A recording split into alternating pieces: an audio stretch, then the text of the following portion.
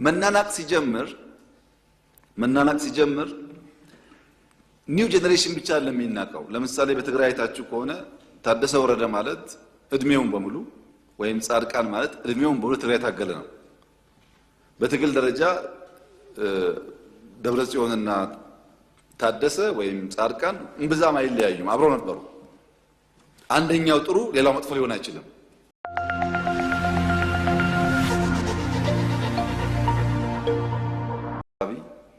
የኛ ትልቁ ምኞት ባህር ዳር የምናየውን፣ ጎንደር የምናየውን፣ ጅማ የምናየውን፣ አርባ ምንጭ የምናየውን የኮሪደር ዴቨሎፕመንት መቀሌ ማየት ነው ምኞታችን እሱ።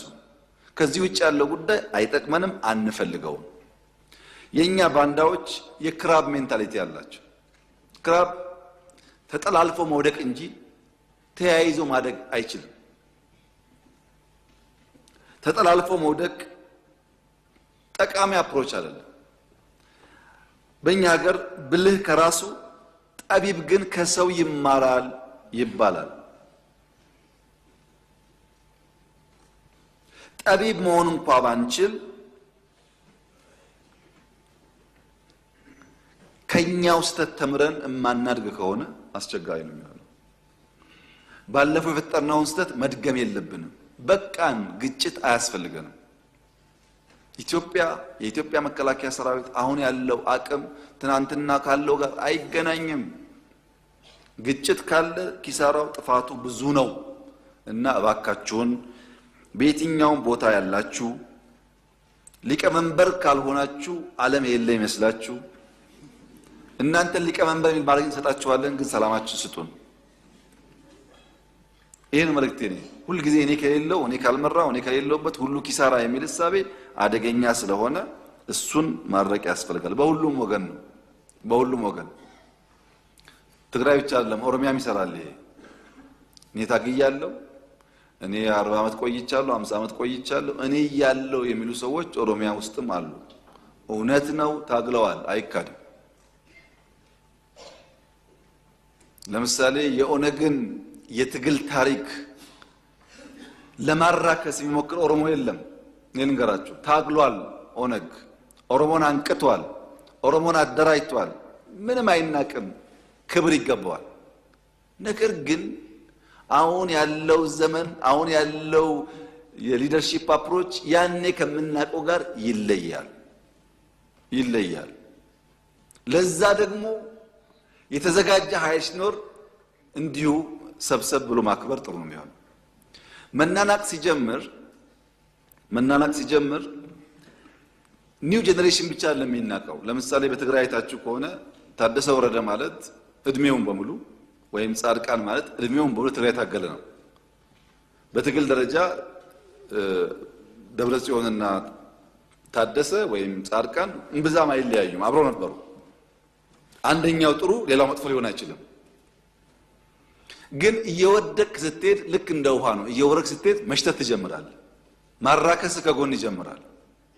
ኦነግ ጋር ብትሄዱ እንደምታውቁት እኔና ጋሽ ዳውድ ኢብሳ ይለያያል እሳቢያችን።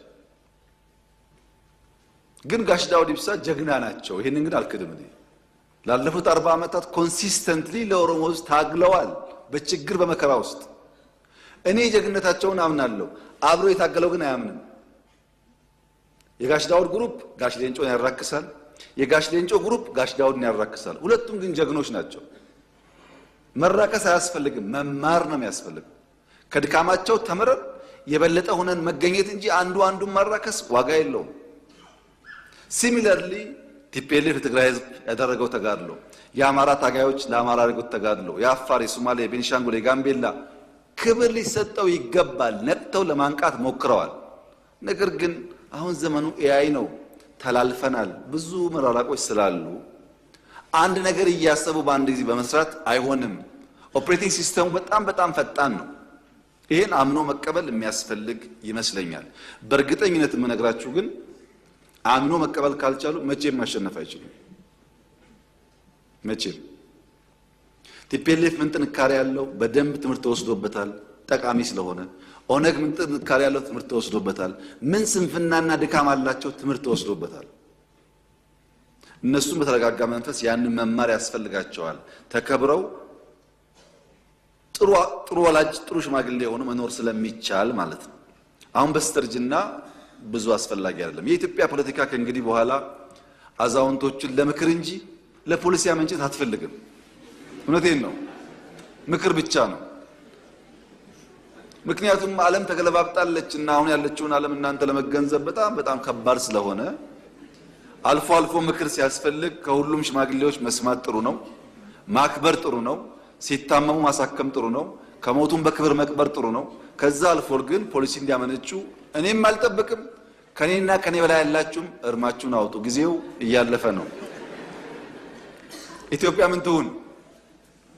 ኢትዮጵያ እንደ ግራር ትሁን። የግራር ዛፍ ካስተዋላችሁ ብዙ አስተማሪ ነገር አለ። የግራር ዛፍ መንቀዋሉን አትዩ፣ የጠለቀ ስራ አለው። ስራችን መጥለቅ አለበት። እሳቢያችን መጥለቅ አለበት። ዛሬ አንዱ ያየሁት ነገር እሳቢያችን ምን ያክል እንደጠለቀ ነው። የመደመር እሳቤን ዶክተር ደስታሪስ ሲዘረዝሩ ምን ያክል አመለካከቱ እየሰፋ እንደመጣ ገብቶኛል። እንሰብሰብ፣ አንድ እንሁን፣ እንከባበር፣ በሰላም እንነጋገር፣ አብረን እንደግ፣ በተሰራው ስራ እንኩራራ፣ አዳዲስ ድል እናምጣ የሚለው በሙሉ የመደመር እሳቤ ነው። በጣም ጥሩ ነገር ነው። ይሄን እሳቤ በብዙ ፓርቲዎች ውስጥ እንደምንሰማው ጥርጥር የለኝም። በነገራችን ላይ እኛ እንደመር ስንል ወንጀል ነው ያሉ ሰዎች እኮ ዛሬ እንሰብሰብ እያሉ ነው አለ። ይሄ እኮ ድል ነው። ባይሉትም አምኖ ተቀብለዋል ማለት ነው። ግን ኢንቴንሽኑ ፖዚቲቭ ስላልሆነ የመሳካት እድሉን እንጠራጠራለን። አንደኛው የጠለቀ ስራችን መጥለቅ አለበት። ሁለተኛው ከፍ ብሎ መብቀል ነው። ትናንሽ ያረጁ እሳቤዎች ከጉዟችን እንዳያደናቅፉን ከፍ ብለን መብቀል አለብን። አልፎ አልፎ ደግሞ ግራር ኢነሚ ሲያይ፣ ጠላት ሲያይ እሾሃማ የሆነ ቅጠል ያበቅላል። ራስን ለመከላከል የሚያስችል ቁመና መፍጠር ያስፈልጋል። አልፎ አልፎ ሊመገቡት ሲመጡ ግራር ጋዛማ ሽታ ያፈልቃል። አስተውላችሁ እኮ ያን ያፈልቅና እንዲሸሹት ያደርጋል። አስፈላጊ ሲሆን ጋዝ እያፈለቁ ጠላት ማሸሽ፣ እሾህ እያፈለቁ በጠላት አለመነካት፣ ረዝሞ መብቀል ብቻ ሳይሆን ትናንሽ እንስሳቶች ደርሰው እንዳይቀነጥሱን መከላከል ያስፈልጋል። ሌላስ የግራር ባህሪ ችግርተኛ ጉንዳን ሲያይ ያስጠጋል፣ ያበላል። እኛ መርዘም ብቻ አይደለም፣ በሰፈራችን ያሉ ወንድሞቻችን ሲቸግራቸው ለማገዝ ዝግጁ ነን። የኛ እድገት እንኳን ኢትዮጵያውያን ዜጎች ብቻ ሳይሆን ወንድሞቻችንን በአፍሪካ ውስጥ በጎረቤት ውስጥ መንካት የሚችል መሆን አለበት። የምናምነው እንደሱ ነው። እንደ ግራር ስራችን ይሰዳል፣ ከፍ ብለን እንበቅላለን፣ ለጠላት ማንመች እሾሃማ እንሆናለን። ሲቀርቡን ደግሞ ካለን አካፍለን እንበላለን። ኢትዮጵያ በዚህ መርህ ከሄደች ነው ለኢትዮጵያ ለአፍሪካ ምሳሌ መሆን የምትችለው። ይህን ደግሞ ለማድረግ በጣም ግልጽ ስትራቴጂ ነድፈናል። ለሚቀጥሉት 25 ዓመታት ኢትዮጵያ የምትመራበት ግልጽ ስትራቴጂ ተቀርጿል። እነዚህ ስትራቴጂዎች በውስጣቸው ብዙ ጠቃሚ ሐሳቦች ይዘዋል። ግልጽ ቪዥን አላቸው። ግልጽ ፐርፐዝ አላቸው። 5 ስትራቴጂክ ኦብጀክቲቮች አሏቸው። 15 ሞዴሎች አሏቸው። 12 ፓወር ቬክተርስ አላቸው። 9 ዲሲፕሊን አላቸው። 9 ኢንተርዲፔንደንሲ አላቸው። ግልጥ ያለ ስትራቴጂ አለ። እናም እናሳካዋለን። ቀሪውን ክረፍት በኋላ እንቀጥል።